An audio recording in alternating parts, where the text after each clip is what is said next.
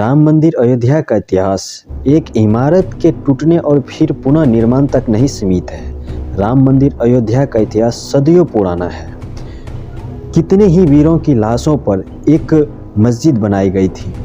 यह मस्जिद न सिर्फ हिंदू वीरों की लाशों पर तमीर की गई थी, एक ऐसी सोच को हमारी संस्कृति सोच से ऊपर रखने की कोशिश की थी जो बेहद ही घटिया और नीच नीयत की संस्कृति सोच थी, जहां भाई भाई से प्रेम नहीं करता, जहां भाई भाई से सिंहासन के लिए आपस में एक दूसरे को खून कर देते थे।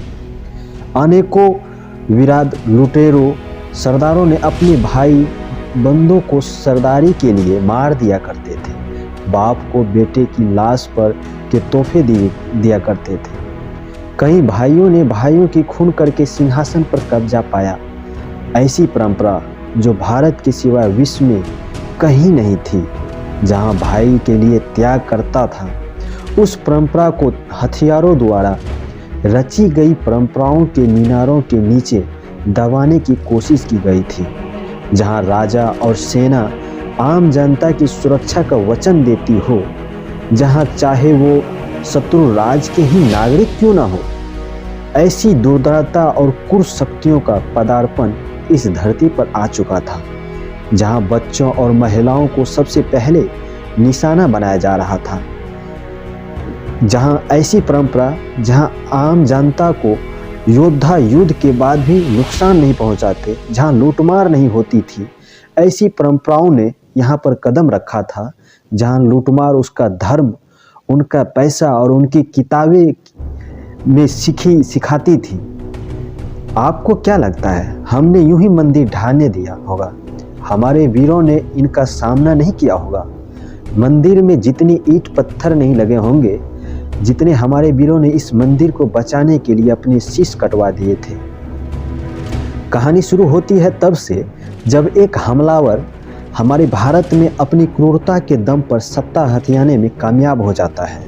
दरअसल मकसद भारत में ऐसी परंपरा का प्रचार और विस्तार करना था जहां किसी की जान लेने के लिए उसका मूर्ति पूजक होना ही काफ़ी था, जहां किसी के अपराधों को सिर्फ इसलिए साकार दिया जाता था कि वो उनके मजहब का है, और वहाँ किसी निर्दोष को सिर्फ इसलिए मार देता था कि वो काफ़ी है, मतलब वो मजहब का नहीं है, मेरे मजहब का नहीं है। ऐसी परंपराओं ने हम भारत में कदम रख दिया था। और यह मंदिर निर्माण की कहानी उससे भी कहीं पुरानी, और यह मंदिर निर्माण सिर्फ ईंट पत्थरों से बनी हुई संरचना नहीं है।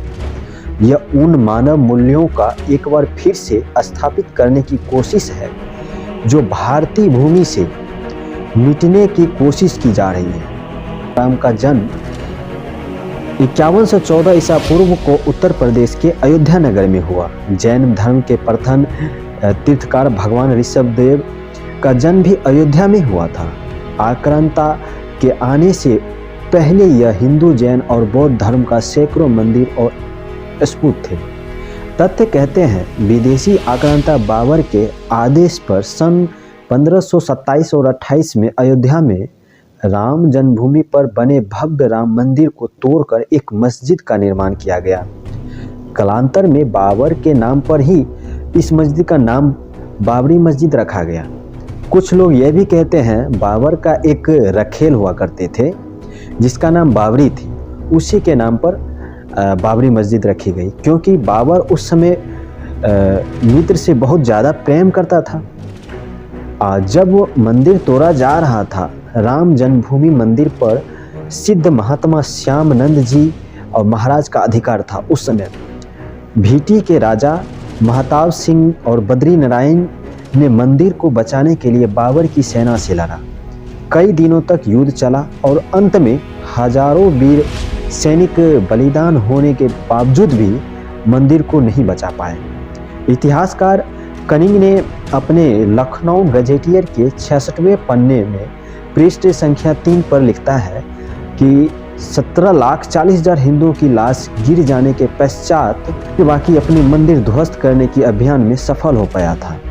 अंदाजा लगाया जाए कितने ही वीरों ने एक एक पत्थर के लिए अपना शीश कुर्बान कर दिया था।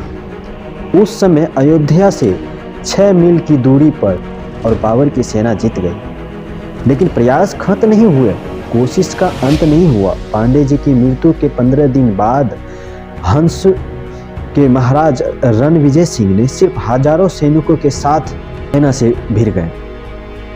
जन्मभूमि के रक्षार्थ सभी वीरगति को प्राप्त हो गए। महाराजा रणविजय सिंह की पत्नी रानी जयराज कुमारी सावर ने अपने पति की वीरगति के बाद स्वयं जन्मभूमि की रक्षा के लिए कार्य को आगे बढ़ाने का जिम्मा उठा लिया। 3000 नारियों की सेना लेकर उन्होंने जन्मभूमि पर हमला बोल दिया और हुमायूं की समय तक उन्होंने छापा मारा, युद्ध जारी रखा। स्वामी महेश्वरानंद जी ने सन्यासों की सेना बनाई। रानी जयराज कुमारी हंसा ने नेतृत्व में यह युद्ध चलता रहा, लेकिन हुमायूं की शाही सेना ने इस युद्ध में स्वामी महेश्वरानंद और रानी जयराज कुमारी लड़ते हुए अपनी बची हुई सेना के साथ बलिदान हो गए और जन्मभूमि पर पुनः मुगलों का अधिकार हो गया। मुगल शासक अकबर के काल में शाही सेना हर दिन यह क्रम सजासा के समय चलता रहा। फिर औरंगजेब के काल में भयंकर दमन चक्र चलाकर उत्तर भारत में हिंदू के समर्पण सफाई का संकल्प लिया। उस समय लगभग 10 बार अयोध्या के मंदिर को तोड़ने का अभियान चलाकर यहाँ के सभी प्रमुख मंदिरों और उनकी मूर्ति को तोड़ डाला। औरंगजेब के समय में समर्थ गुरु श्री रामदास जी महाराज के शिष्य श्री वैष्णव दास जी ने जन्मभूमि की मुक्ति कराने के लिए 30 बार आक्रमण किए। नसीरुद्दीन हैदर के समय में मकहरी के राजा के नेतृत्व में जन्मभूमि को पुनः अपने रूप में लाने के लिए हिंदुओं के 3 आक्रमण, इसमें बड़ी संख्या में हिंदू मारे गए। इस संग्राम में भीति हंस व मकरही, खजूरहट और दियारा अमेठी और राजा गुरुदत्त सिंह आदि सम्मिलित। हारती हुई हिंदू सेना के साथ वीर चिंटाधारी साधुओं को सेना मिली और इस युद्ध में शाही सेना को हारना पड़ा और जन्मभूमि पुनः हिंदू का अधिकार में हो गया। लेकिन कुछ दिनों के बाद विशाल शाही सेना ने पुनः जन्मभूमि पर अधिकार कर लिया और हजारों राम भक्तों का कत्ले आम बचा दिया। नवाब वाजिद अली शाह के समय में पुनः हिंदुओं ने राम जन्मभूमि की उद्धत आक्रमण किया। फैजाबाद गजेटियर में कनिंघम ने लिखा, इस संग्राम में बहुत ही भयंकर खून खराबा हुआ। 2 दिन और 2 रात तक चलने वाले इसी भयंकर युद्ध में सैकड़ों हिंदुओं के मारे जाने का बावजूद हिंदुओं ने श्री राम जन्मभूमि पर कब्जा कर लिया। एक बार फिर से हिंदुओं का अधिकार हो गया। इतिहासकार कहता है कि अयोध्या का सबसे बड़ा हिंदू मुस्लिम बलवा था। हिंदुओं ने अपना सपना पूरा किया और औरंगजेब द्वारा विध्वंस किए हुए चबूतरे को फिर से वापस पाया।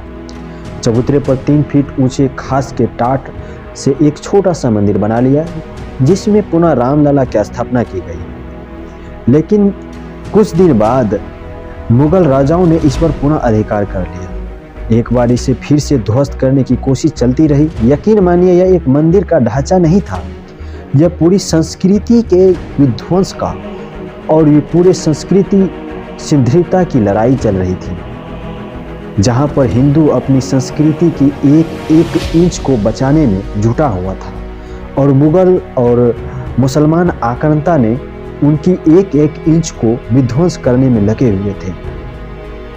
1853 की क्रांति में बहादुर शाह जफर के समय में बाबा रामचरण दास ने एक मौलवी अमीर अली के साथ जन्मभूमि के उद्धार का प्रयास किया। कुछ कट्टरपंथी मुस्लिमों को यह बात स्वीकार नहीं हुई। उनके विरोध के चलते 18 मार्च सन 1858 स्थित एक इमली के पेड़ में दोनों को एक साथ अंग्रेजों द्वारा फांसी पर लटका दिया गया। विवाद के चलते और उस परिसर में भीतरी हिस्से में मुसलमानों और बाहरी हिस्सों में हिंदुओं को प्रार्थना करने की अनुमति दे दी गई। 19 जनवरी 1885 को हिंदू महंत रघुवीर दास ने पहली बार इस मामले को फैजाबाद के न्यायाधीश पंडित हरिकृष्ण के सामने रखा था।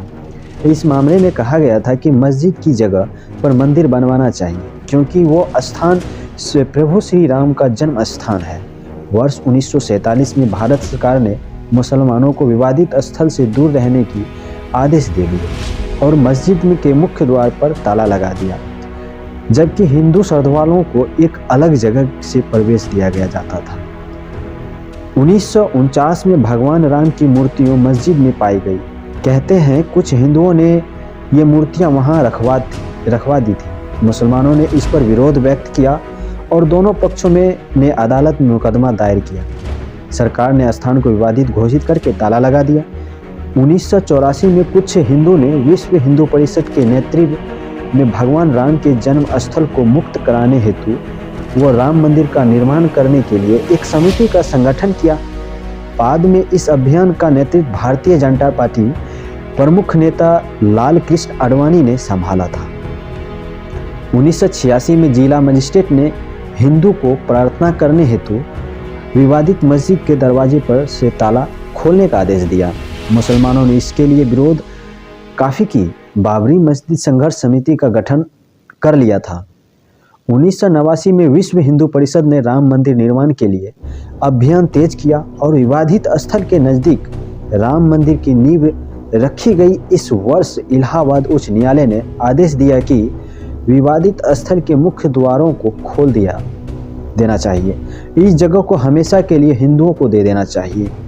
30 अक्टूबर 1990 हजारों राम भक्तों ने मुख्यमंत्री मुलायम सिंह यादव द्वारा खड़ी की गई अनेक बाधाओं को पार कर अयोध्या में प्रवेश किया और विवादित ढांचे के ऊपर भगवा ध्वज फहरा दिया। लेकिन 2 नवंबर 1990 को मुलायम सिंह यादव ने कार सेवकों पर अंधाधुंध गोली चलाने का आदेश दे दिया, जिसमें सैकड़ों राम भक्तों ने अपने जीवन की आहुतियां दी। सरयू तट पर राम भक्तों की लाशों से ब्लड आ रहे थे। हत्याकांड के बाद अप्रैल 1991 को उत्तर प्रदेश के तत्कालीन मुख्यमंत्री मुलायम सिंह यादव को इस्तीफा देना पड़ा। इसके बाद लाखों राम भक्त 6 दिसंबर को कार सेवक हेतु अयोध्या पहुंचे। 6 दिसंबर 1992 को बाबरी मस्जिद की ढांचे को ढाकर समतल कर दिया, जिसके परिणाम स्वरूप देश भर में दंगे भी हुए थे। इस मामले पर विश्व हिंदू परिषद के नेता अशोक सिंघल, भाजपा नेता आडवाणी और यूपी के पूर्व मुख्यमंत्री कल्याण सिंह मुरली और मनोहर जोशी और मध्य प्रदेश के पूर्व सीएम उमा भारती सहित 13 नेताओं के खिलाफ आपराधिक साजिश मुकदमा चलाने की मांग कर दी गई थी। 6 दिसंबर 1992 को जब विवादित ढांचा गिराया गया, उस समय राज्य में कल्याण सिंह की सरकार थी। उस दिन सुबह करीब 10:30 बजे हजारों लाखों की संख्या में कार सेवक पहुंचने लगे। दोपहर के 12:30 बजे मतलब 12 बजे के करीब कार सेवक का एक बड़ा सा जत्था मस्जिद की दीवार पर चढ़ जाते हैं। लाखों की भीड़ को संभालना सभी के लिए मुश्किल हो जाता है। दोपहर 3 3:30 बजे के पहला गुंबज भीड़ ने तोड़ दिया और फिर 4:45 बजने में 5 मिनट वक्त बाकी था, तब तक पूरे का पूरे विवादित ढांचा जमीन पर ढहा दिया। भीड़ ने उसी जगह पर पूजा अर्चना की और रामशिला की स्थापना कर दी। पुलिस के अलावा अधिकारी मामले में गंभीरता की समझ रहे थे और गुंबद के आसपास मौजूद कार सेवकों को रोकने की हिम्मत किसी में नहीं थी। मुख्यमंत्री कल्याण सिंह का साफ आदेश था कि कार सेवकों पर गोली नहीं चलेगी। बाकी से ने अयोध्या में श्री राम जन्मभूमि पर मंदिर को तोड़ा था, जिसके पंडित देवीनंद पांडे ने नेतृत्व में युद्ध के रूप में पहला विरोध किया था। तब से लेकर आज तक 77 से अधिक युद्ध और सैकड़ों दंगे हो चुके हैं, जिसमें लाखों कार सैनिकों की बलिदान हो गई, जिसमें गुरु गोविंद सिंह, महाराजा महारानी राजा कुंवर सिंह तथा अन्य कई विभूतियों ने संघर्ष किया। लेकिन इस लंबे संघर्ष के बाद आखिरकार वो दिन आ गया जब भारत में श्री राम मंदिर की नींव रखी है। एक भव्य मंदिर का निर्माण हो रहा है। इस मंदिर में 22 जनवरी को राम लाला की मूर्ति की प्राण प्रतिष्ठा की जाएगी। एक बार फिर से हिंदुओं और सनातन का उनका अधिकार वापस दिया जाएगा, जिसकी प्रतीक्षा उन्होंने हजारों साल तक की है। आज की वीडियो में बस इतना ही। अगर वीडियो पसंद आए तो लाइक कीजिए और शेयर कीजिए। Thank you.